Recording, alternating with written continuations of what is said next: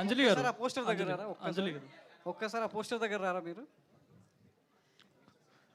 Ragging చేస్తుర్రు. ఆ పోస్టర్ను చూస్తే ఒకప్పుడు ఎన్టీఆర్ గారు అంటే తారక్ గారు ఎలక్షన్ ప్రచారంలో సేమ్ స్టిల్ పెట్టారు. ఎలక్షన్ ప్రచారంలో టీడీపీ ప్రచారం చేస్తూ సేమ్ స్టిల్ ఒకటి పెట్టారు. Same సార్ అదే దండం అందరు ఒకటే లెక్క పెడతారు సార్. లేదు, మీరు అలానే దండం ఎవడు ఇట్లా పెట్టాడు, అందరు ఇట్లా పెడతారు. అలానే పెట్టారు.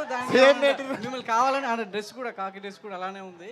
సో అంటే కావాలంటే చేసిన సార్. పొలిటికల్ డ్రామానేనా ఇది అంటే పొలిటికల్ డెఫినెట్లీ మీకు అర్థమైపోయి ఉండాలి. సినిమా అంతా కూడా పొలిటికల్ డ్రామా వైపు. There is a political drama in the film. It's a gangster flick, it's a political drama. So రకరకాలుగా ఉంటుంది సినిమా. యా అంజలి గారు టీజర్లో మీరు ఎక్కడ కనిపించలేదు అంటే సినిమాలో మీ క్యారెక్టర్ ఎంత స్కోప్ ఉంటుంది ఏంటండి?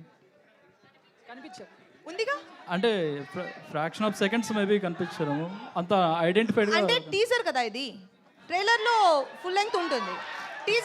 నేనే 45 సెకండ్లు తర్వాత వచ్చిన సినిమా మొత్తం మీదే కదన్నా.